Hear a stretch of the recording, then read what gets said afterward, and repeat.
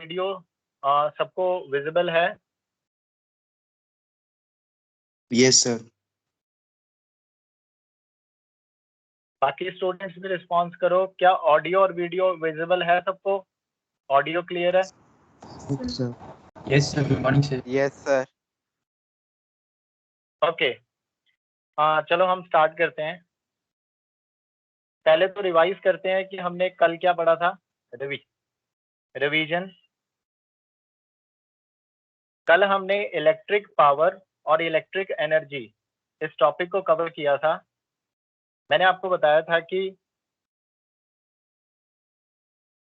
Electric energy का जो formula है that is energy supplied by the cell. Energy supplied by a cell is equal to work done by that cell, and its formula is charge into its potential difference. एक ये formula पढ़ा था। एक हमने second formula इसमें किया था, power generated by the cell. Power generated by the cell, that is equal to, इसका जो फॉर्मूला था that is voltage across the cell into current produced by that cell. तो ये दो फॉर्मूलाज स्टूडेंट हमने लास्ट क्लास में किए थे। आज हम इसी पावर जनरेटेड बाय सेल को हम ऐसे भी लिख सकते हैं, it is also equal to energy और it is also equal to power dissipated by a resistor. It is also equal to the power dissipated by a resistor. ये हमने कल किया था। सभी को ये फॉर्मूलेज याद है?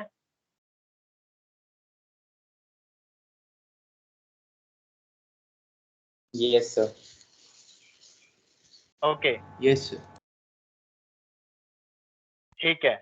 अब हम निकालेंगे how much energy is dissipated, how much energy is dissipated. तो इसी टॉपिक को कंटिन्यू कर रहे हैं आगे, यानी कि एक्चुअली न्यूमेरिकल्स किस बेसिस पे आएंगे वो टॉपिक हम लोग कंटिन्यू कर रहे हैं। न्यूमेरिकल्स आएंगे on the basis of this topic कि कितनी एनर्जी डिसिपेट हो रही है। तो बेटा जैसे कि हम जानते हैं कि पावर का फॉर्मूला होता है energy per unit time, energy upon time. तो यहाँ से हम लोग एनर्जी का फॉर्मूला लिख सकते हैं, energy is equal to power into time. Energy is equal to power into time.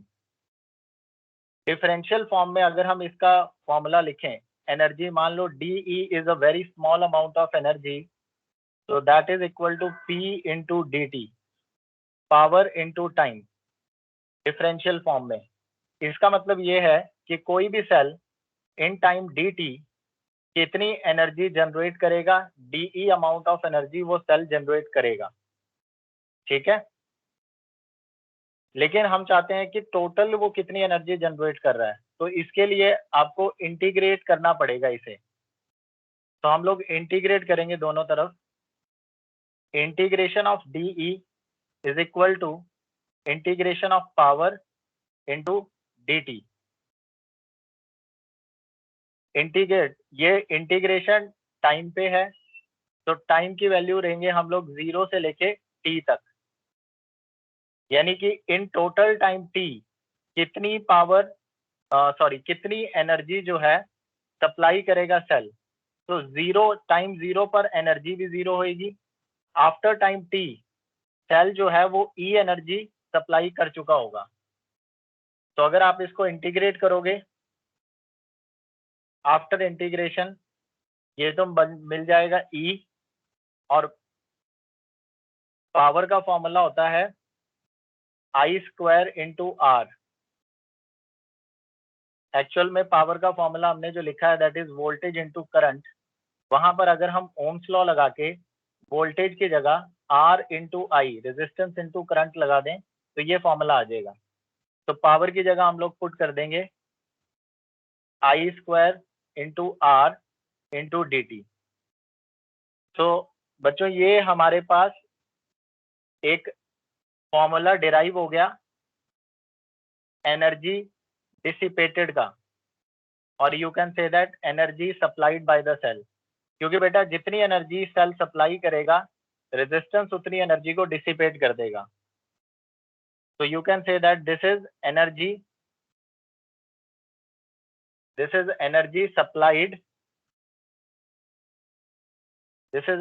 Supplied by the cell in time t। आप इस फॉर्मूला को इसी फॉर्म में यूज करोगे, इंटीग्रेशन की फॉर्म में। ठीक है स्टूडेंट्स, कोई डाउट किसी को यहां तक?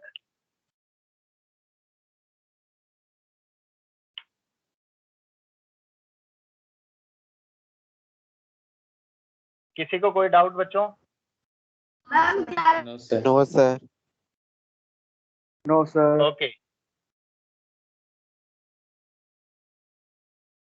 ओके नाउ ये फॉर्मूला आपको याद रखना है। न्यूमेरिकल्स में ये फॉर्मूला आपको हेल्प करेगा। याद रखना कि ये फॉर्मूला आपको इंटीग्रेशन की फॉर्म में ही यूज करना है, in the form of integration, जैसे मैंने लिखा है। लेकिन हम इसका स्पेशल केस पढ़ सकते हैं। अगर स्टूडेंट्स ये वाला करंट आई, अगर ये करंट कांस्टेंट हो जाए, फॉर एग्जांपल कि आप एक बैटरी यूज कर रहे हैं या सेल यूज कर रहे हैं, आपको पता है बैटरी और सेल से जो करंट निकलता है वो कांस्टेंट ही होता है। तो अगर ये करंट कांस्टेंट हुआ आई, तो ये करंट इंटीग्रेशन से बाहर आ जाएगा। रेजिस्टेंस तो होता ही कांस्टेंट है, वो भी इंटीग्रेशन से बाहर आ जाएगा। तो ये आई स्क्वायर आर, ये कंप्लीट टर्म जो है ये इंटीग्रेशन के बाहर आ जाएगी। तो ये मैं आपको बताता हूँ अगले पेज पे। हम लोग यहाँ तक पहुंच गए थे।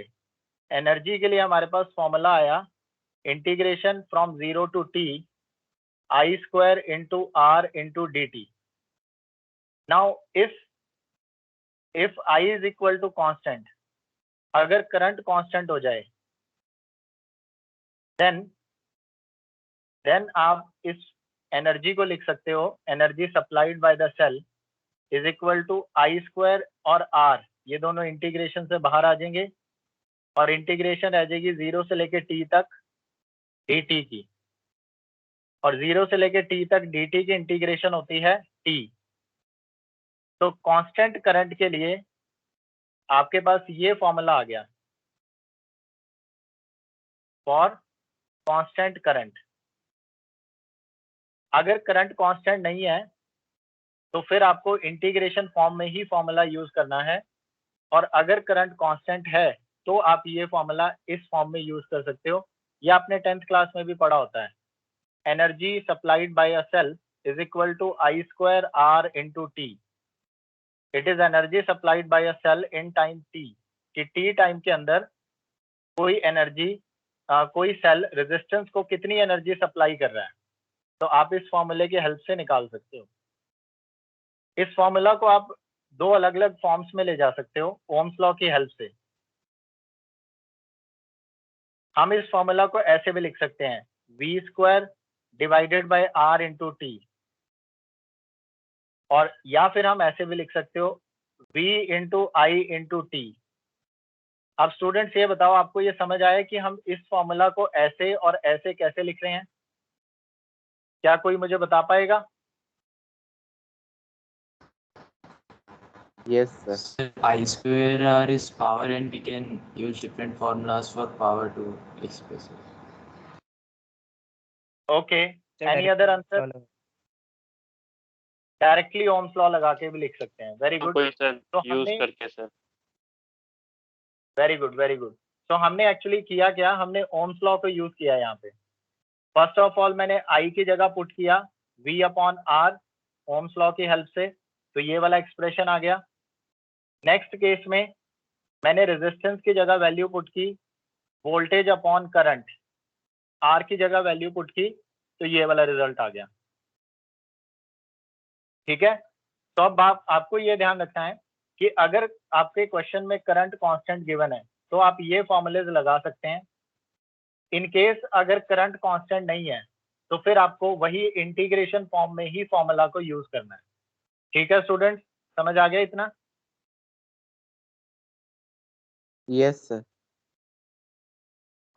चलो मैं आपको क्वेश्चन करवाता हूँ तो क्लियर हो जाएगा। तो अभी हम लोग क्वेश्चन कर लेते हैं इसके बेसिस पर, तो क्लियर हो जाएगा आप लोगों को। क्वेश्चन है, सपोज आपके पास किसी बैटरी से या किसी सेल से करंट सप्लाई हो रहा है 2 एम्पियर का, 2 एम्पियर करंट सप्लाई हो रहा है किसी बैटरी से, और ये करंट जो है ये एक रेजिस्टेंस R को मिल रहा है और उसकी रेजिस्टेंस वैल्यू 1 ओम है। आपको ये बताना है कि in time t is equal to 3 second, 3 second के अंदर 3 सेकेंड्स में how much energy is dissipated, how much energy is dissipated. क्या होगा एक्चुअली, आपको मैंने कल फिजिक्स इसके पीछे की कल समझाई थी कि जब सेल से करंट आएगा तो, या चार्ज जब आएगा सेल से, तो वो चार्ज अपने साथ एनर्जी लेके आएगा, जो एनर्जी उसे सेल से मिलती है वो एनर्जी वो रेजिस्टेंस को देगा और रेजिस्टेंस उस एनर्जी को डिसिपेट कर देगा। आपको यही बताना है कि कितनी एनर्जी ये रेजिस्टेंस डिसिपेट करेगा 3 सेकेंड्स के अंदर। तो इसका सिंपल सा आंसर है, क्योंकि करंट इस केस में कांस्टेंट है, तो हम एनर्जी का सिंपल वाला फॉर्मूला लगा सकते हैं I square R into,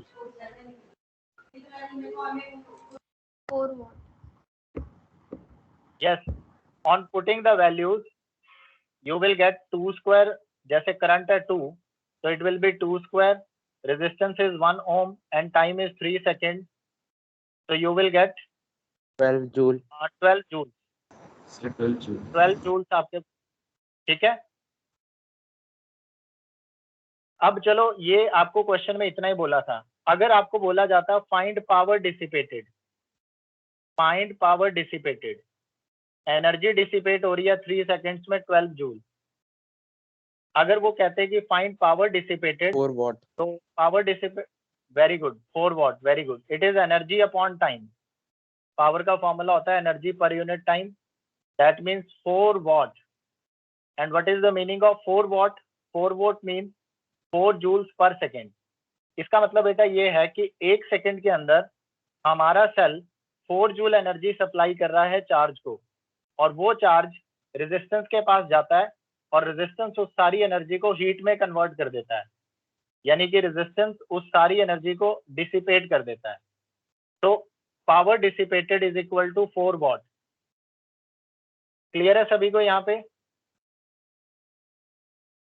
yes sir. इस तरह के क्वेश्चंस आपको 10th क्लास में भी आते थे जब करंट कांस्टेंट होता था, लेकिन इस साल थोड़ी सी एडवांसमेंट है, ऑब्वियसली एडवांसमेंट होएगी, तो अब ऐसे क्वेश्चंस भी आते हैं जहां पर आपको करंट कांस्टेंट नहीं होगा गिवन। चलो क्वेश्चन करते हैं तो आपको क्लियर होगा।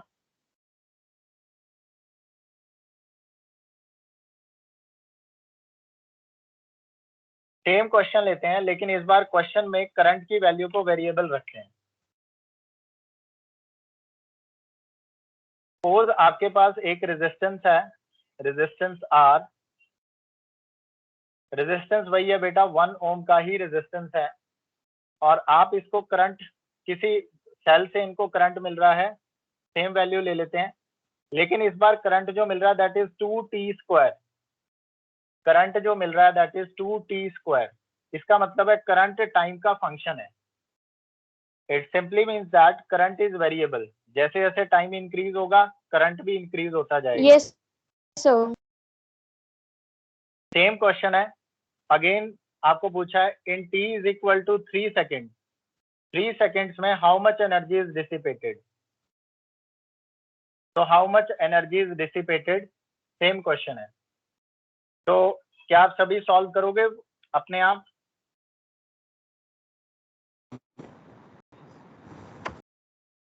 Yes sir. सभी के पास नोटबुक और पेन है ना? तो सभी अपना रफ कॉपी में या कहीं पर भी, मैं आपको 2 मिनट दे रहा हूँ, try to solve this question.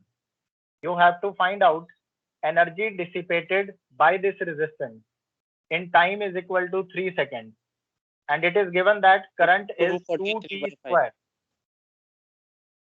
How much?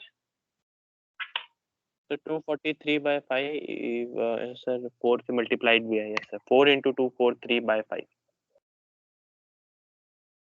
243 by 5. चलो मैं भी निकाल के देखता हूँ, आप लोग भी ट्राई 4 करो. multiplied by 243 divided by 5. Okay, ठीक है. एनर्जी का आप इस बार फॉर्मूला यूज करोगे इंटीग्रेशन वाला.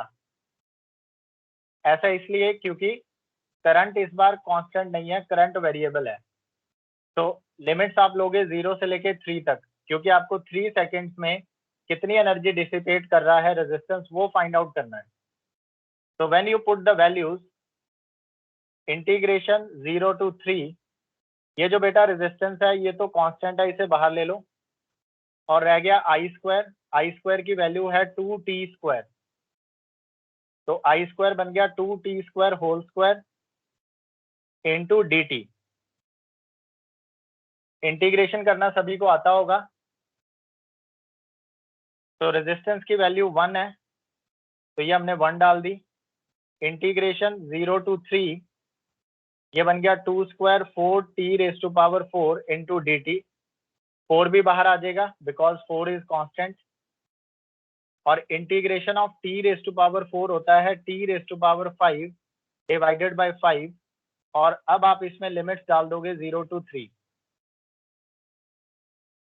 When you put these limits, so you will get 3 raised to power 5 divided by 5. So that is this much joules of energy is dissipated by the cell, or sorry, dissipated by the resistance in time 3 seconds. ठीक है student, समझ आ गया?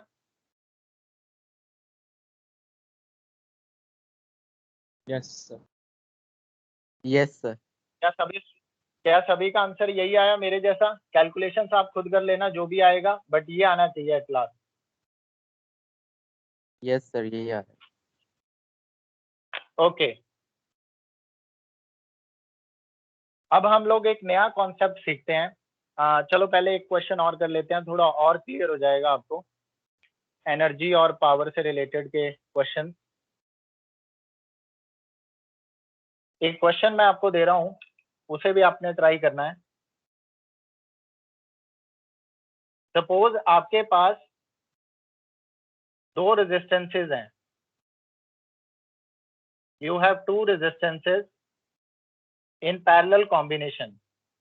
One is of 3 ohms, another resistance is of 6 ohms, and there is one more resistance which are connected in series with this parallel combination, and that is of 2 ohms, and it is connected with a battery of 12 volts. Now ये circuit diagram आपको given है. Question is, point number 1, find energy spent in 3 ohm resistance. यानी 3 ohm resistor कितनी energy dissipate करता है in 3 seconds. First question is this, and second part is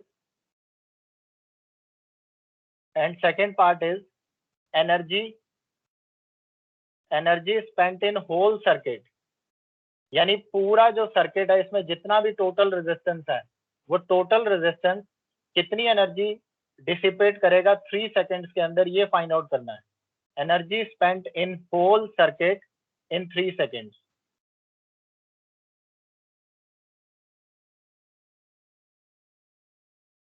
in 3 seconds. सभी को question समझ आ गया? पहले क्वेश्चन समझना इंपॉर्टेंट है.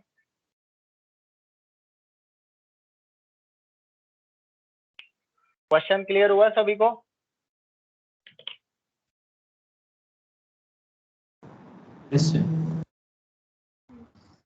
ओके, हमसे पूछा है कि ये जो 3 ओम वाला रेजिस्टर है यहाँ पे, ये 3 ओम वाला रेजिस्टेंस कितनी एनर्जी डिसिपेट करेगा पहले तो Sir. हमने फर्स्ट पार्ट में ये निकाला। हाँ जी बेटा। 18 joules. 18 जूल। 3 ओम वाले का आंसर बता रहे हो? Yes sir, first part. First part बेटा it should be 36 joule. 36 joules आना चाहिए इसका आंसर।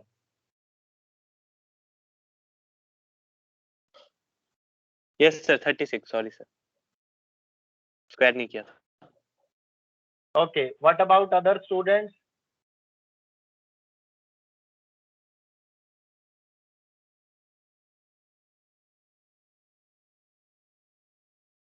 चलो, आपने सर्किट सभी ने अपनी नोटबुक में बना लिया होगा। जिन्होंने कर लिया दैट इज वेरी गुड। और मैं समझा देता हूं कि कैसे होगा ये। सबसे पहले हमें फाइंड आउट करना है कि इस सर्किट में ये जो 3 ओम का रेजिस्टेंस है, ये 3 ओम का रेजिस्टेंस कितनी एनर्जी डिसिपेट करेगा 3 सेकेंड्स में। अब बेटा उसके लिए पहले हमें करना क्या पड़ेगा? सबसे पहले हमें वोल्टेज फाइंड आउट करनी पड़ेगी कि इस 3 ओम रेजिस्टेंस के अक्रॉस कितनी वोल्टेज है। तो अगर हम इस 3 ओम रेजिस्टेंस के टर्मिनल्स देखें तो एक टर्मिनल ये रहा और दूसरा टर्मिनल ये रहा। मान लो ये ए है और ये बी है। These are terminals of 3 ohm resistance. Yes or no? Yes sir.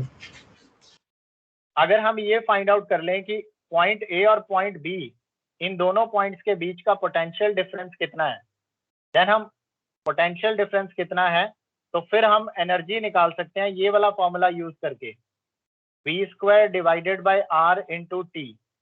हमें क्वेश्चन में टाइम गिवन है 3 सेकेंड, रेजिस्टेंस वैल्यू भी गिवन है 3 ओम। अगर हमें ये वोल्टेज पता चल जाए कि 3 ओम रेजिस्टर के अक्रॉस कितनी वोल्टेज है, देन हम एनर्जी डिसिपेशन निकाल सकते हैं। समझ आया किस तरह से प्रोसीड करने वाले हैं हम? इस तरह से प्रोसीड करेंगे। तो हाँ, फर्स्ट सबसे पहला हमारा काम, यस बच्चे बोलो। फॉर्मूला यूज नहीं कर सकते ना सर सेकंड पार्ट? मुझे आपकी आवाज क्लियर सुनाई नहीं दी, फिर से बोलना।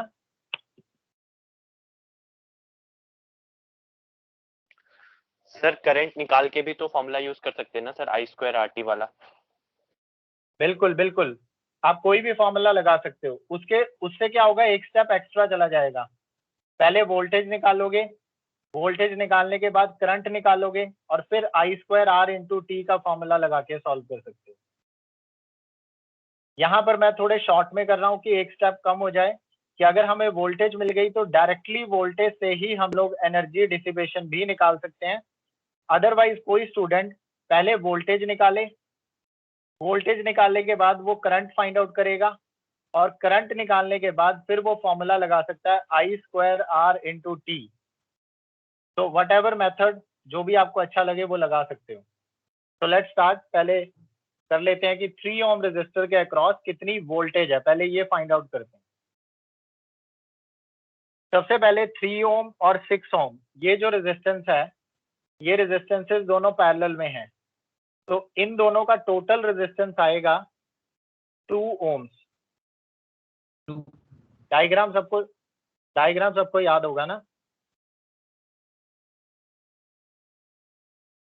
Yes. तो बेटा मान लेते, अब इनको नाम दे देते हैं क्योंकि तब क्लियर हो जाएगा। सपोज ये जो पहले वाला रेजिस्टेंस है 3 ओम्स वाला, ये रेजिस्टेंस है R1, ये R1 है। ये 6 ओम वाला R2 रेजिस्टेंस है और ये वाला जो है 2 ओम वाला ये R3 रेजिस्टेंस है। R1, R2 और R3। R1 और R2 दोनों पैरेलल में हैं और इनके साथ सीरीज में है R3। तो करते हैं आप सॉल्व इसे। सबसे पहले हम लोग R1 और R2 का कॉम्बिनेशन निकालते हैं। उसे मैं R12 कहूंगा क्योंकि वो पैरेलल में है। तो पैरेलल का फॉर्मूला होता है प्रोडक्ट अपॉन एडिशन। तो एक है 2 ओम्स का, एक है 3 ओम्स का रेजिस्टेंस, दूसरा है 6 ओम्स का। 3 into 6 divided by 3 plus 6, it comes out to be 2 ohms. Now total equivalent resistance जो है सर्किट का वो आएगा R12 plus R3.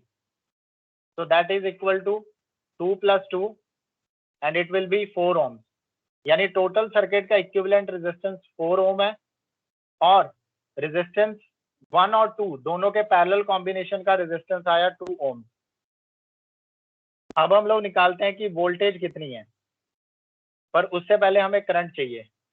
Total current circuit में कितना होगा? सर्किट में टोटल करंट आप लॉ की हेल्प वेरी गुड आप so that is total voltage divided by R equivalent. Total voltage is 12, equivalent आपने फाइंड आउट किया। इसका मतलब है कि सेल जो है वो 3 एम्पियर करंट सप्लाई कर रहा है सर्किट में। 3 एम्पियर करंट वो टोटल सप्लाई कर रहा है सर्किट में। अगर मैं सर्किट को रीड्रॉ करूं तो यहाँ पर मेरा एक रेजिस्टेंस है R12 जो कि 1 और 2 के पैरेलल कॉम्बिनेशन से बना है और एक रेजिस्टेंस यहाँ है R3 जिसकी वैल्यू है 2 ओम्स और यहाँ पर एक बैटरी कनेक्टेड है 12 वोल्ट की। ये हमारा सर्किट है। अब हमें ये पता चल गया कि 12 वोल्ट वाली बैटरी से 3 एम्पियर का करंट एमिट हो रहा है टोटल। अब यही करंट 3 एम्पियर इस रेजिस्टेंस से भी पास होगा और यही 3 एम्पियर का करंट इस रेजिस्टेंस R12 से भी पास होगा। ये वही टर्मिनल्स हैं A और B जो हमने पीछे मार्क किए थे।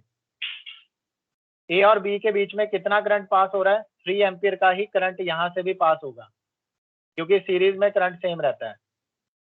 So now what is voltage? What is voltage across R12? Ohm's law लगा के आप निकाल सकते हो। Voltage across R12 is equal to resistance into current 6 volt. that is 6 volts. अब क्योंकि ये पॉइंट ए और पॉइंट बी के बीच का पोटेंशियल डिफरेंस है तो ऑब्वियस है this is also the voltage across 3 ohm resistance. Yes और नो?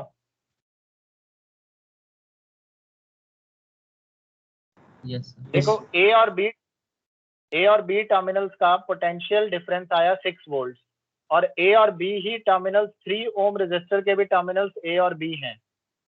इसका मतलब है 3 ओम के अक्रॉस वोल्टेज हमें मिल गई, वो इतनी है।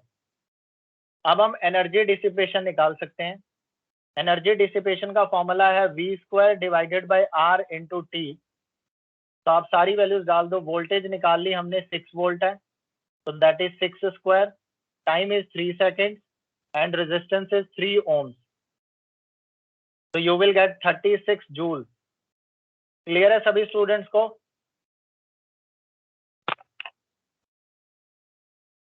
Yes sir. Yes, sir. Okay, very good.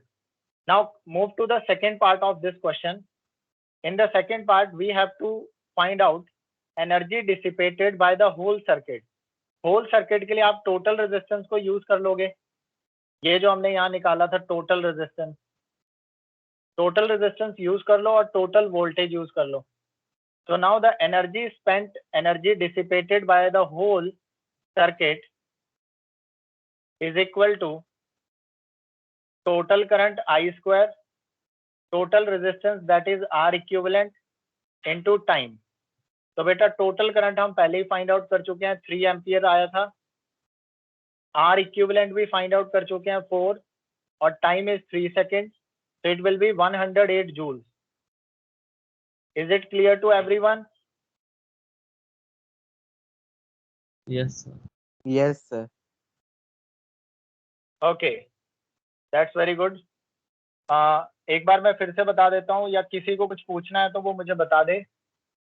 कोई स्टेप या कोई भी चीज, कोई कॉन्सेप्ट ना समझ आया हो न्यूमेरिकल में।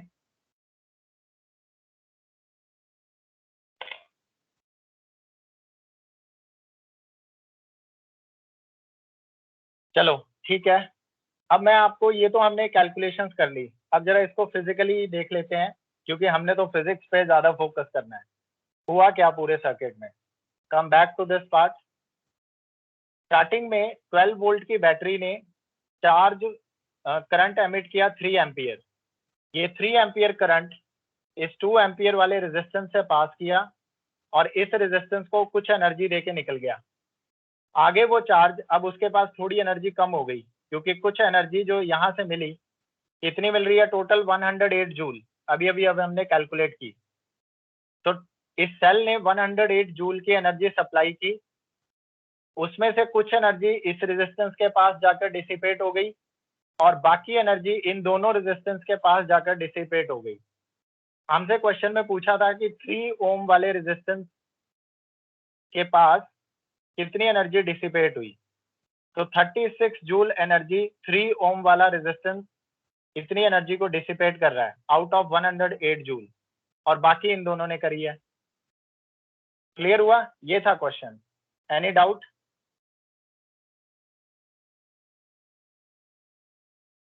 No sir. Okay, no sir. तो यहाँ से हमारा ओके। इसके बाद अभी मैंने आपको देखो प्रैक्टिस जो प्रॉब्लम्स भेजी हुई है मैंने, वो प्रैक्टिस प्रॉब्लम अब आप सॉल्व कर पाएंगे, लेकिन उसमें कुछ बल्ब से रिलेटेड क्वेश्चंस मैंने डाले हैं, तो वो आप आज कर लेंगे। तो पहले मैं आपको बल्ब का कॉन्सेप्ट सिखा दूं। ठीक है स्टूडेंट्स, देखा आप लोगों ने कि मैंने कुछ डेली प्रैक्टिस प्रॉब्लम भेजी थी आपको? सर वो फ्यूज वाले क्वेश्चन? हाँ, बल्ब वाले क्वेश्चन मैंने भेजे थे। Yes sir. क्योंकि मैं कल की क्लास में तो मैं आपको करवा नहीं पाया था पूरा, लेकिन आज मैं करवा देता हूँ। ये मैंने ये प्रैक्टिस शीट भेजी हुई है आपको, और ये था क्वेश्चन नंबर 1 जो मैंने अभी आपको कराया, डेली प्रैक्टिस प्रॉब्लम का ही था। इसके बाद ये बल्ब से रिलेटेड 2 क्वेश्चंस हैं, question number 2 and question number 3। इसमें से मैं इसका कॉन्सेप्ट मैं आपको सिखा देता हूँ आज, बाकी आपको घर से ये खुद ही करने हैं प्रैक्टिस। इन केस आप लोगों से नहीं हुए तो मैं एक्सप्लेन कर दूंगा, बट आप कॉन्सेप्ट सीख लो। ठीक है?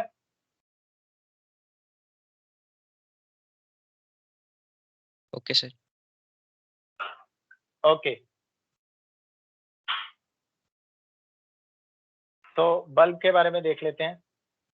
जब भी आप मार्केट में जाते हैं तो मार्केट में जो पुराने वाला बल्ब आता था येलो कलर का, जिसमें फिलामेंट होता था, आजकल तो CFL आ रहे हैं, लेकिन पहले जो है बल्ब आता था येलो कलर वाला, इसकी येलो लाइट होती थी, फिलामेंट वाला, उस बल्ब की बात कर रहे हैं। मार्केट में कौन सा बल्ब ज्यादा ग्लो करेगा?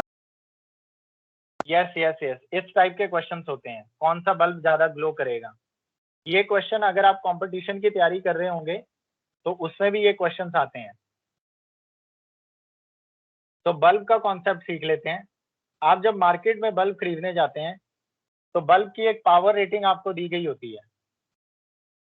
उस बल्ब का एक फिलामेंट होता है, उसका कुछ रेजिस्टेंस होता है R, और गोल सा बल्ब होता है इस तरह से, और उसकी पावर रेटिंग आपको क्वेश्चन में मार्केट में दी होती है, लाइक 100 वॉट का है बल्ब। ऐसा आप मार्केट में जब जाते हो खरीदने तो कहते हैं 100 वॉट का बल्ब है। अब इस 100 वॉट बल्ब का मतलब क्या होता है?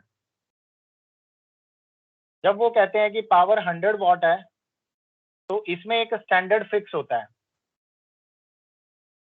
एक स्टैंडर्ड फिक्स होता है। वो स्टैंडर्ड ये होता है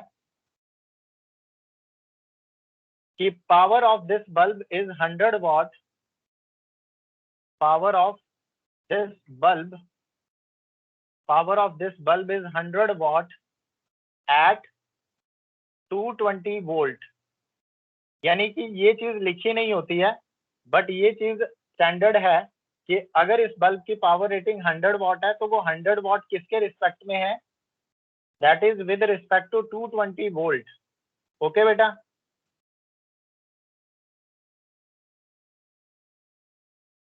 बात समझ आ रही है आप लोगों को मेरी? Yes sir. Yes sir. ये स्टैंडर्ड वो चीज वो लिखेंगे नहीं कि 220 वोल्ट है टोटल, बट कंपनी ने जो ये बल्ब बनाया है, पावर रेटिंग 100 वॉट दी है, उन्होंने ये 100 वॉट पावर रेटिंग 220 वोल्ट के अकॉर्डिंग दी है। इसका सिंपल सा मतलब ये है, कंपनी आपको ये बताना चाह रही थी कि दिस बल्ब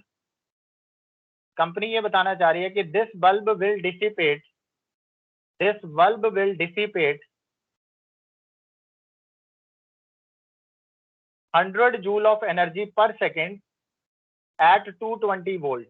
यानी कि अगर आप इस बल्ब को 220 वोल्ट सप्लाई पे यूज करोगे तो ये बल्ब 1 सेकेंड में 100 जूल एनर्जी डिसिपेट करेगा। That is the meaning of power. ठीक है, पर इसका मतलब ये नहीं है कि पावर ये 100 वॉट इसकी फिक्स हो गई। अगर आप इसी बल्ब को किसी और वोल्टेज पे यूज करें, मान लो 250 वोल्ट पे आप इस बल्ब को यूज करते हैं, तो इस बल्ब की पावर 100 वॉट नहीं रहेगी बेटा, तो इस बल्ब की पावर कुछ और होगी। समझ पा रहे हो?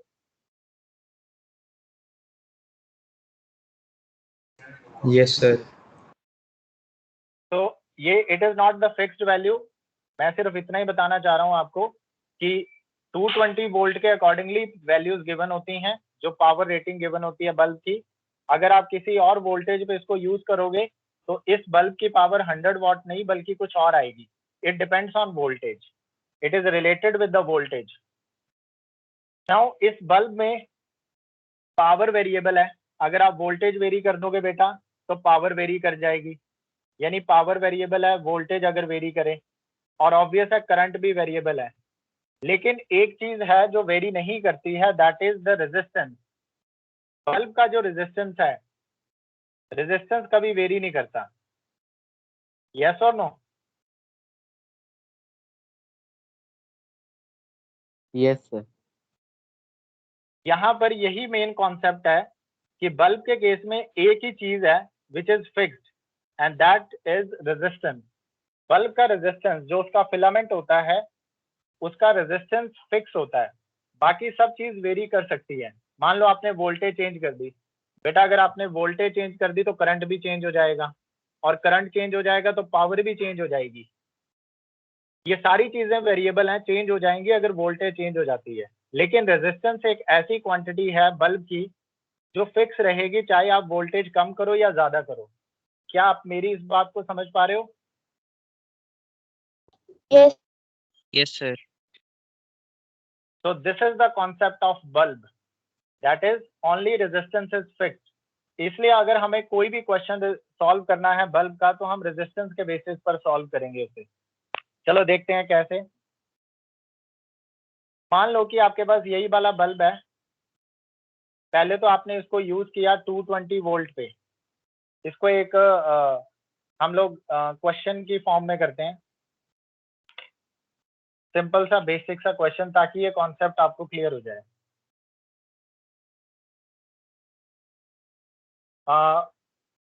क्या क्लास टाइम ओवर हो गया?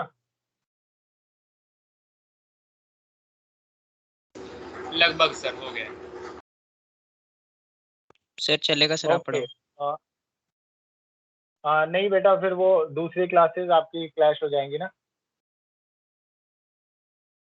चलो मैं ये फटाफट बता देता हूँ।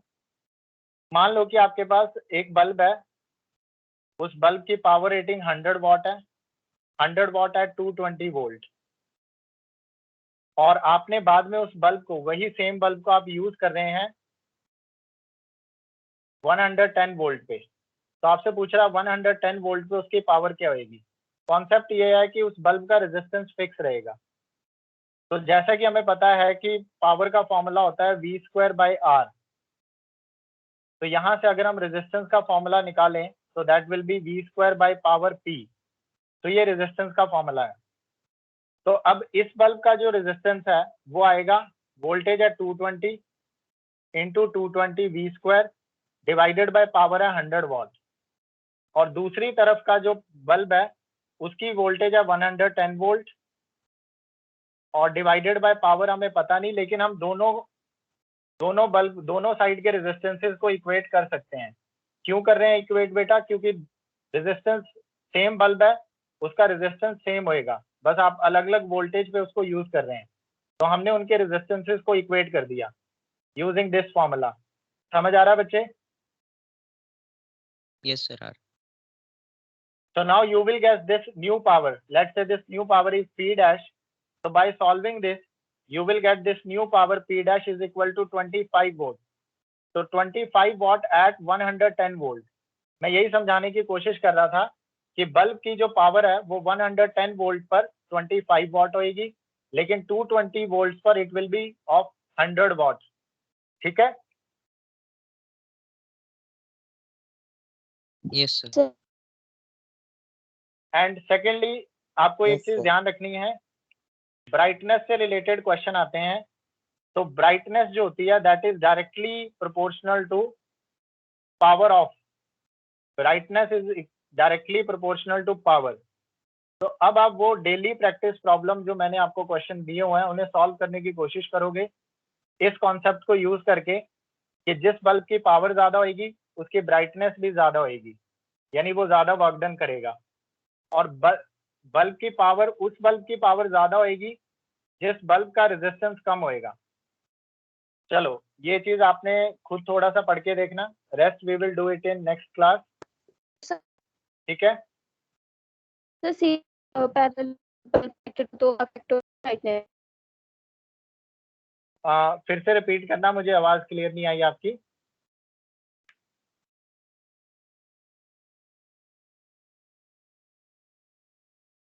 बेटा दोबारा बोलना, क्या कह रहे थे? सर फिलामेंट में सर करंट सेम नहीं होता ना सर, वेरिएबल हो सकता है। यस यस बिल्कुल वेरिएबल हो सकता है। ये पैरेलल ओके सर। तो फिर कोई स्टूडेंट मुझसे कुछ पूछ रहा है, कोई गर्ल है, वो कुछ उसकी आवाज मुझे सही नहीं आ रही।